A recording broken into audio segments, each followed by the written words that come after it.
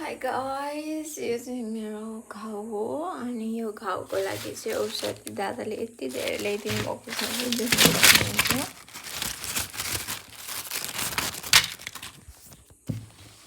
यो भनेको ग्यास्ट्रिकको भयो बिहान खाने होइन, यो बिहान बेलुका खाने यो दुईवटा सेम हो। अनि यो ब्रुसेट हो। अनि त्यसै यो भनेको के रहेछ भन्दा खोइ यो चाहिँ मलाई थाहा भएन के को लागि हो। अनि यो मलम भयो, यो अर्को मलम भयो, अनि फेरि यो भयो क्या। यति धेरै औषधि त मैले कहिले खाएको थिइनँ, फर्स्ट टाइम खाँदैछु। किनकि म यस्तो मतलब घाउ छ मलाई आउँदै थिएन पहिला चाहिँ होइन।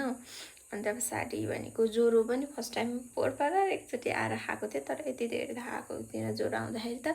तर यो चाहिँ मेरो फर्स्ट टाइम हो क्या, यति धेरै औषधि खाने चाहिँ मेरो फर्स्ट टाइम हो। सो यस्तो गाह्रो लाग्छ कि मलाई यो औषधि निल्नु चाहिँ गाइस। अनि त्यो पनि फेरि हेर्नु न यत्रो ठुलो अनि त्यसपछि यो चाहिँ सानो, यो चाहिँ मेरो फेभरेट हो।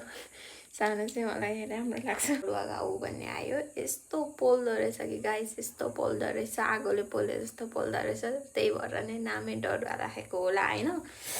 त्यही हो गाइस, अब चाहिँ औषधि लगाउनु पर्ने हुन्छ अनि खानु पर्ने हुन्छ। Thank you for watching. अनि म जस्तो हुनुहुन्छ comment down. Bye bye everyone.